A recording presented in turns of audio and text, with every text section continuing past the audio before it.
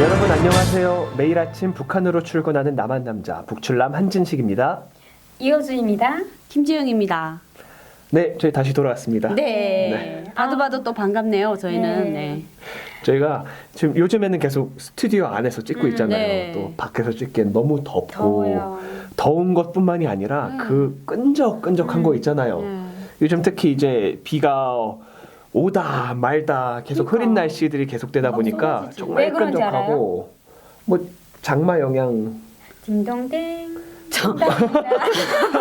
아니 뭐, 여러분 황당하지 않으세요? 왜 그런지 알아 했을 때 제가 아니, 그랬어요 뭐 이런 얘기 하실 아니, 줄 알았는데 여기 우리 북한 주민들도 알아야 돼요. 네. 그 한국은 왜 퀴즈 네. 이제 정답 알아맞추는 거 네. 정답이면 딩 오답일 때는 아, 네, 맞아요. 이러고 예, 정답일 땐 딩동댕. 딩동댕 네. 예, 맞아요. 이렇게 나오잖아요. 딩동댕동 이래요? 그러니까 딩동댕. 딩동댕 동 하는 데도 있어요. 아, 그래요? 그래요? 단단단단 이렇게 하는 데도 있고 그냥 어. 딩동댕 하는 데도 있고요. 아. 그건 뭐 업소마다 다른데. 그러니까 북한 주민 여러분 딩동댕 하면 정답이란 소리입니다. 아무튼 예. 땡만 안 아 하면 됩니다. 딩동댕이란 말 여기서 처음 들어본 거예요? 네, 모르죠. 아 그렇구나. 네. 딩동댕 이거 네. 재밌다. 딩동댕 네. 누가 만들었을까? 네네. 그러니까요. 딩동댕. 네. 예. 가끔 이제 라디오 프로그램 같은 데서는 이제 퀴즈쇼 같은 거 네. 하잖아요. 저희는 이제 네. 우리가 녹음을 해서 나중에 이제 단파 방송으로 녹음을 해서 내보내는 경우라 이제 실시간으로 퀴즈쇼 이런 걸 하지 못해서 아쉽지만 이제 우리 한국에서 방송되는 이 대한민국 사람들을 대상으로 방송되는 라디오에서는 생방송으로 하잖아요. 네. 그러면 즉석에서 퀴즈를 내면은 청취자들이 그걸 라디오를 듣고 있는 사람들이 즉석에서 네. 라디오 방송국에 문자를 하거나 네. 전화를 해가지고 맞아요. 퀴즈를 맞추잖아요. 그러면은 맞춘 사람한테 상품도 제공해주고. 저도 몇 번은 참가를 했었어요. 그런데 진짜요? 퀴즈쇼 네. 같은데 문자 보내서 이제 그러면 혹시 받은 적 맞추면은 있어요? 상품도 몇 개 받았었죠. 오, 그래요? 예, 무슨 가수의 CD 앨범 이런 거를 받아서 이제 선물로 얼굴 받아본 마사지는 적도 있고. 받아보셨어요? 상품으로? 뭐 갑자기 왜 얼굴 마사지예요? 아니 우리 회사분이 뭐 마사지 쿠폰. 마사지 쿠폰 그거 당첨돼가지고 마사지 받으러 가야 된다잖아요. 네. 저는 그거 당첨된 적 있어요. 뭘요? 그 중식당에서 무슨 이벤트 하는 거 당첨돼가지고 뭐 5만 원어치 중식 쿠폰을 이제 뭐 준 거 뭐 이런 것들. 나중에 또 쿠폰 받으면 저희한테 연락 꼭 주세요. 같이 가서 먹게요. 5만 원 너무 많잖아 양이. 그거 이미 다 아예 썼어요. 이미 다 핸드폰 썼고. 번호 그냥 네. 바꾸세요. 왜요? 네. 그러면 연락이 안 오고. 그렇다고 매일 잠적할 출근하는 때, 사람이 주말만 잠적할 핸드폰을 때. 여러 개 쓸 수는 그러니까 이제 없잖아요. 휴대폰을 2개 쓰고 이제 하나는 이제 뭐 이 용도라면 쓰고 네. 하나는 이제 아무한테도 안 알려주는 걸로 쓰는 북한 거죠. 사람들이 그랬다. 와, 저 집이 부자나 보다. 핸드폰을 2개나 쓴대. 하, 이러겠네요. 아니 부자가 아니어서 지금 하나밖에 안 쓰고 있어요. 네. 지금 쓰고 있는 휴대폰도 심지어 5년째 쓰고 있잖아요. 정말 알뜰. 요거 하나는 북한이랑 좀 비슷하네요. 우리 부출남이. 네. 휴대폰 하나 사서 오래 쓰는 거요? 오래 쓰죠. 어떻게 하는 줄 알아요? 목에다 걸고 다니고 여자들이 명품백 관리하듯이 하거든요. 요즘처럼 끈적끈적 이런 장마철에는 이제 그 휴대폰을 관리를 더 잘해야 돼요. 네, 물 습기 묻을까봐, 차고, 습기 찰까봐 그쵸. 이게 맨날 그 관리를 하죠. 사실 저희 어렸을 때 얘기랑 비슷해요. 네. 이제 초등학교 때 저희 초등학교 6학년 때 이제 막 애들이 휴대폰을 갖기 시작한 네. 때였거든요. 그러니까 요즘 같았으면 이제 초등학교 들어갈 때 이미 애들한테 네. 휴대폰이 많이 주어지는데 그때 당시만 해도 휴대폰이 막 흔하지 않은 시기였어요. 애들한테는. 저 초등학교 6학년 때 한 반에 한 3-4명 정도 초등학교 6학년인데도 6학년 때 이제 막 갖기 시작했을 때예요. 그러면은 그때 저번에 휴대폰 말했어요? 잃어버릴까봐 애들 목에 걸어줬어요. 그럼 목걸이로 휴대폰 달고 다녔거든요. 그때만 해도 휴대폰 목에 걸고 다니는 사람들 많았고 휴대폰을 사면요 액세서리를 같이 오는 액세서리로 목걸이가 있었어요. 맞아. 신기하죠. 예. 그러니까 이게 북한 주민 여러분 신심을 안고 사셔야 되는 게요. 네. 이게 남한의 한 30년 전 그런 정도 이렇게 했는데 지금 북한이 한 30년 뒤떨어지니까 정말 한 30년 뒤에는 우리가 더 또 앞으로 가 있겠죠? 그럼요. 참. 그러니까 근데 이게 뭐 계속 바뀌는데 그래도 이제 네. 물자가 조금 그래도 많이 빨리 들어가는 편이에요. 그러니까 네. 최근에는 네. 북한에서 그 어린 애들이 학교에 핸드폰을 가지고 가잖아요. 네. 근데 그렇다고 뭐 초등학교 6학년 애들이 들고 다니는 건 없지만 일단 학교 애들이 가면 남한의 학교에서는 아침에 핸드폰을 가져가면 다 회수를 했다가 네. 쉬는 시간 또 나눠준대요. 네. 근데 북한에는 아직도 그 핸드폰이 부의 상징이고 자랑거리이기 네. 때문에 수업 시간에 우야 이제 핸드폰 전화 오면 전화 받고 올게요 이렇게 하고 나간대요 수업 중에. 오. 진짜. 네. 그러면서 최근에 이제 북한 이제 탈북해서 온 애들이 남한 학교를 다니거나 북한 학교를 다녔잖아요. 네. 정말 생동하거든요. 얘네들의 기억은. 네. 그래서 뭐가 다르냐? 남한에 와서 다니는 게 뭐가 제일 힘들고 뭐가 제일 다르냐? 이랬더니 힘든 건 정말 없대요. 그러니까 이제는 너무 탈북자들 이 사회에서 정착을 하면서 서로 어울려져서 이제 사람들도 학교에 가서도 신기하지 않고 북한에서 왔다 그러면 그래? 다 바로 친해진대요. 그 시스템이 네. 또 구축이 된 거죠. 그래서 애들끼리 서로 친해지고 또 북한 애들이 어딘가 모르게 생활력도 강하고 그시그시 다른 남한 애들보다 어른스러운 측면이 있어. 그러니까 어렵게 살다 보니까 그 철이 먼저 들었나 봐요. 그러니까 친구들도 잘 따르고 하는데 뭐가 다르냐 하니까 이제 좀 핸드폰 이야기를 하는 거예요. 북한에서는 전화 받아도 된다고 했는데 여기 오니까 해수를 해서 네. 얘가 당황한 거예요. 왜냐면 수업 시간에 쓰면 안 되니까 딴짓하면 안 되니까. 그게 다르더라고요. 야. 우리 때도 그렇게 수업 시간에 애들이 이제 문자하는 게 좀 문제였어요. 몰래 이렇게 교과서에 펴놓고 여기서 이렇게 문자하거든요. 그리고 지금은 스마트폰이기 때문에 다 이제 터치를 해야 되잖아요. 네. 예전에는 이렇게 폴더폰으로 네. 이제 밑에 자판이 딱 있을 때는 누르잖아요. 안 보고도 칠 수 있었거든요. 오, 이렇게 진짜요? 책상 밑에 넣어놓고 이렇게 문자 보낼 수 있어요. 오. 가나다 안녕 난 지금 수업 중에 카톡해. 그 카톡이 없을 때죠. 문자한다 키키키 이런 거를 이제 안 보고 북한에도 치죠. 그거 해요. 밑에서 이렇게 네. 안 보고 뚝뚝뚝뚝 네. 눌러서. 근데 솔직히 말하면 애들은 이게 안 보이는 줄 알겠지만 앞에서 보면 다 안 돼요. 지지가 오늘 네. 점심 도시락 뭐 사왔어? 이렇게. 밑에 손으로 다 가고 있으면은 얘가 밑에서 뭘 하고 있구나. 다 아니, 앞에서는 다. 저는 이제 선생님 했잖아요. 네. 그래서 그 그래. 느낌이 뭔지 알 것 같아요. 이제 앞에서 이렇게 숱한 애들이 앉아 있어도 그 눈동자들이 한눈에 보이거든요. 그렇다고 그 하더라고요. 유난스럽게 멀뚱하게 앉아 있는 눈동자가 보이겠죠. 그쵸. 초점이 나가. 네. 왔다 그걸 지금 갔다 집중한다고 이렇게 하고 있을 거 아니에요. 눈동자가 멍 네. 때리고 있는. 네. 그때 초등학생들은 정말 다 선생님이 모르겠지라고 다 생각을 하는데 다 착각이에요. 저도 그랬어요. 저도 모르겠지 하고 수업 시간에 되게 군것질을 많이 했어요.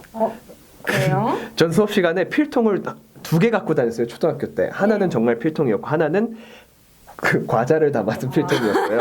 먹는 것도 미안. 아주 그냥 저는- 영리하게 그쵸. 먹었네요. 근데 저는 어릴 적에 제일 신기한 게 뭐였냐면 2가지가 있었는데요. 네. 하나는 선생님이 내 마음에 들어갔다 나온 것처럼 어떻게 내 마음을 그렇게 잘 알지?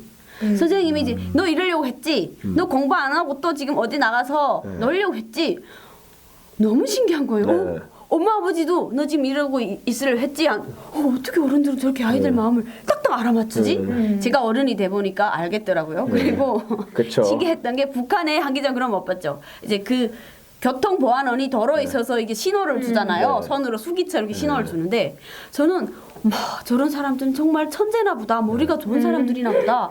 어떻게 저 차가 이쪽으로 가는지 저쪽으로 가는지 알고 이렇게 가라 그러고 보내고 이럴까? 그러니까 이 차들은 정말 이제 이 사람 이기로 가고 싶은데 저 사람이 이쪽으로 가려면 할 수 없이 이쪽으로 가는가 보다 이렇게 생각했거든요.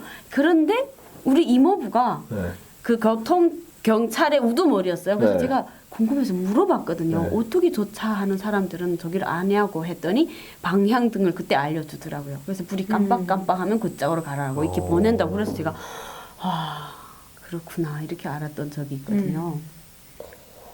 교통보안은 한 번도 못 봤죠. 이렇게 하는 거. 그 한국에서도 이제 차가 많은 거리들에서는 이제 교통 경찰들이 하세요. 아, 차량 그래요? 통행을요. 가끔씩 예. 하더라고요. 이게 네. 신호등과 상관없이 네, 그분이 이제 봤어요. 해서 하세요. 많이 막히는 도로.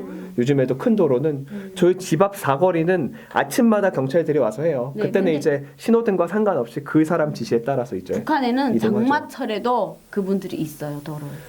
그거 저 옷 입고, 사진으로 옷 많이 입고. 봤어요. 네, 사진으로 비옷 그 입고. 여자가 이제 네. 교통 지도하고 신발 다 있는. 줬고. 근데 들은 얘기긴 한데 실제로 그 교통지를 하던 그 여자분이라고 들었어요. 네. 근데 차에 치여서 죽었대요.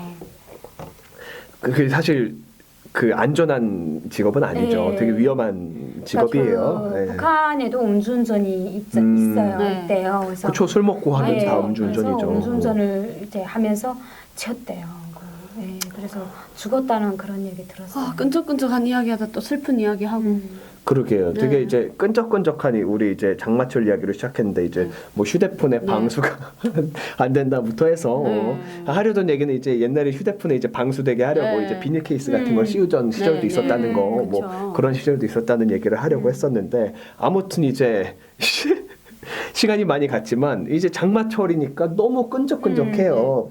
이 끈적끈적한 거를 극복하기 위해서 저희 집은 또 이번에 제습기를 마련을 했어요. 오. 그래서 제습기를 틀면 이제 좀 습기를 제거해주긴 하는데 네. 그냥 엄마들의 고민 그거잖아요. 빨래 안 마르는 거. 네. 맞아요. 예. 건조기를 사세요. 제습기를 돌리지 마시고요. 건조기. 건조기요? 이제 건조기가 아. 더 비싸요. 제습기는 그렇게 안 비싸요. 이제 그리고 건조기는 조금 비싸고 또 부피도 많이 차지하죠. 네. 집안에서 자리도 많이 차지하고. 전기세도 엄청 어마무시하게 나가. 그럼 여기서 퀴즈. 네. 북한에는 제습기가 있을까요? 없을까요? 뭐 잘 사는 집은 있겠죠. 북한이 정말 빈부격차가 정말 심각한 동네잖아요. 잘 사는 집은 분명히 있을 거고 건조기도 있을 거고. 딩동댕 네. 맞아야 돼요? 많이 때가 묻었네요. 북한 때가. 아, 그 짬밥이 얼마인데 여기 네, 이제는 방송물 이제는 그렇죠. 거의 반 이제는 북한 사람이에요. 봐봐요. 야. 황 기자님은 장마철에 집이 끈적끈적한다고 제습기를 돌리지만 네. 북한에 지금 장마철에는요. 사람들이 비를 맞으면서 어디 꼭 가보는 데가 있어요. 어디를 꼭 가봐요. 동뚝이에요. 동뚝? 동뚝이 뭐야? 어디요? 강이 흐르는 네. 제방 네. 언덕 네. 위에 거기 올라가는데 네. 한국에 오니까 이게 방뚝이에요? 네, 뭐 방뚝이라고도 하는 것 같아요. 그게 잘 돼 있어가지고 네. 물이 넘쳐나는 물이 넘치지 경우가 않게. 없잖아요. 그렇죠, 근데 그렇죠. 저희 고향에는 압록강이 흘렀는데요. 이제 그 제방뚝이 항상 이제 변변치가 못해서 정말 비 넘칠까 봐. 내리면 넘쳐요. 네. 그 압록강을 뚝이 넘어서 물이 내려와서 네. 그 아래 집들이 뭐 물에 잠기고 그리고 그거 구경 나간단 말이에요. 네. 우리는 또 어릴 적에 네. 그러면 그 이제 위에 농촌에서 막 흘러 내려오는데 별게 다 내려와요. 그러니까 물에 떠내려오는 거죠. 막 막 진실아 집도 떠내려오고, 막 이러면서 오는 것도 있어. 사람도 떠내려오고 사람은 그냥 그래 저렇게 닭도 떠내려. 떠내려오고. 매막 이러고. 꼴꼴꼴꼴 하고 내려와요. 농담 같죠? 진짜 그래요. 그러니까 이제 매년 것도 여름이면 볼 수 있는 풍경인 거죠. 네.